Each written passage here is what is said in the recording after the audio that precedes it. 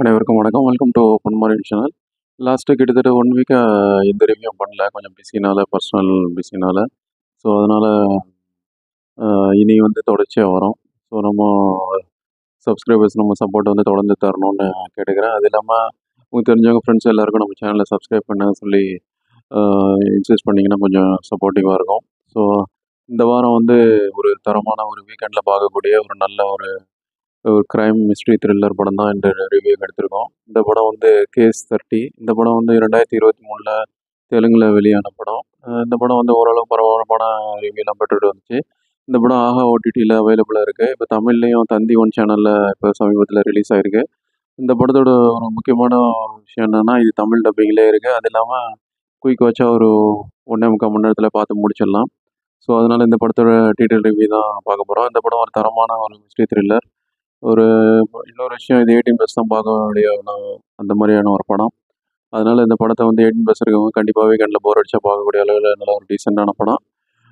இந்த படத்தை detail review பார்க்குற முன்னாடி நம்ம சேனலில் புது படங்கள் ரிவ்யூலாம் பண்ணிட்டு வரோம். அந்த படம் வந்து தேட்டர்களுக்கு வரும்போதும், தேட்டருக்கு அப்புறம் ஓடிடியில் வரும்போதும் எப்படி இருக்குன்னு தெரிஞ்சுக்கிறதுக்கும், அது இல்லாமல் அது அடல்ட்ஸ் ஒன்லி படமா, அதாவது 18+ பார்க்கக்கூடிய படமா, இல்லை அதில் வயலன்ஸ் இருக்கா, சின்ன பசங்களும் பார்க்கலாமான்னு கால் எடுக்கிறதுக்கு யூஸ்ஃபுல்லாக இருக்கும். அதனால நம்ம சேனலை வந்து சப்ஸ்கிரைப் பண்ணிங்கன்னு கேட்டுக்கலாம். அது இல்லாமல் நம்ம ரிவ்யூ வந்து எல்லாருமே ஷேர் பண்ணுங்கன்னு கேட்டுக்கிறேன். வாங்க இனி படத்தோட விமர்சனத்துக்கு போகலாம்.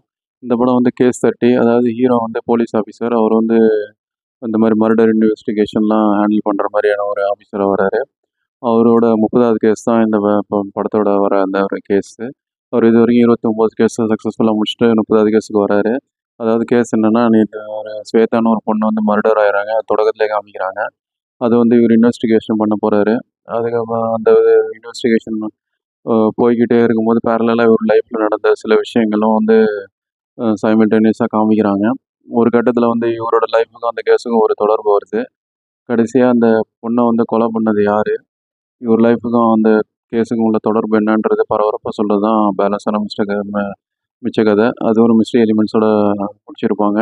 அது இல்லாமல் 31 கேஸ் 31க்கு லீடு கொடுத்து முடிச்சிருப்பாங்க. ஸோ அந்த கிளைமேக்ஸ் ட்விஸ்ட் வந்து இது வரைக்கும் நீங்கள் யூகிக்க முடியாது. எப்படி வந்து ஒரு மலையாள படங்கள், இன்வெஸ்டிகேஷன் ஹாலிவுட் படங்கள்லாம் நம்ம யூகிக்காத ஆளதான் வந்து இடனூட் கான்செப்ட் மாதிரி ஒரு கடைசியில் கொண்டாந்து நிப்பாட்டுவாங்களோ அந்த மாதிரியான ஒரு புதுமையான ஒரு கதைக்களத்தை கொண்டாந்துருக்காரு. இயக்குனருக்கு பாராட்டுகள். ஸ்க்ரீன் பிளே டைரக்ஷனும் நல்லாயிருக்கு.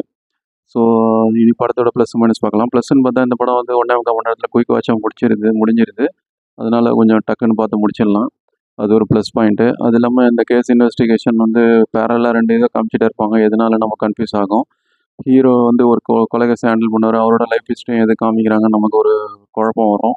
அது நீங்கள் படம் பாருங்கள், அந்த ஃபீல் உங்களுக்கு தெரியும். சொன்னால் ரிவீல் ஆகிடும். கடைசியில் அந்த 2 கேஸையும் வந்து ஒரு இப்போ இவரோட பர்சனல் லைஃப்பில் உள்ள ஒரு பிரச்சனையும் ஒரு ட்ராஜடியும் இந்த கொலை கேஸையும் கொண்டாந்து முடிச்சிருக்கிறது ஒரு சிறப்பான ஒரு கையாடலாக இருக்குது. நல்ல ஒரு ஹேண்ட்லிங்கு. அது ஒரு நல்ல விஷயமாக பார்க்கப்படுது. படத்தை பாருங்கள், உங்களுக்கே தெரியும். நல்ல ஒரு ட்விஸ்ட்டோட முடிச்சிருக்காரு இயக்குனர்.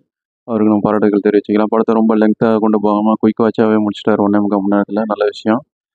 அது இல்லாமல் படத்தில் மியூசிக்கு, ஒரு சில ஜம்ப்ஸ்கர் மூமெண்ட்ஸ் மாதிரியான ஒரு நல்ல ஒரு ஜிமிக்ஸ்லாம் வந்து நல்லா இருக்குது. நல்லா எடுபட்டிருக்கு. படத்துக்கு எலிவேஷனுக்கு நல்லா இருக்குது. அந்த மாதிரி சீன்ஸ் எல்லாமே நல்லா கொண்டு போயிருக்காரு இயக்குனர்.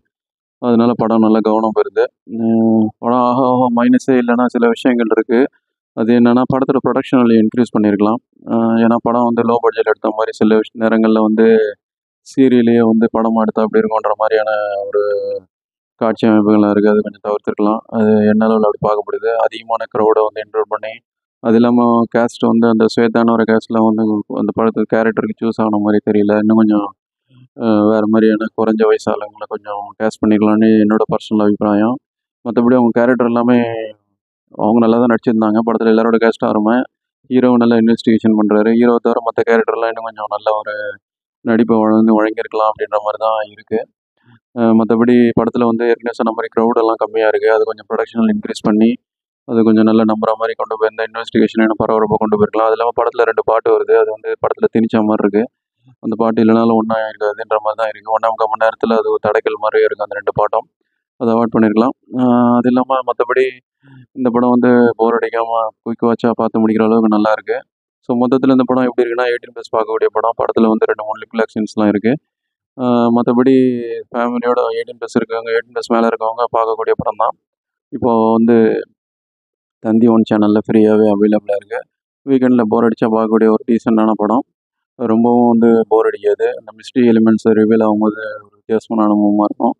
ஸோ நம்ம சைட்லேருந்து டீசெண்டான அபோவ் ஆவரேஜ் படம்.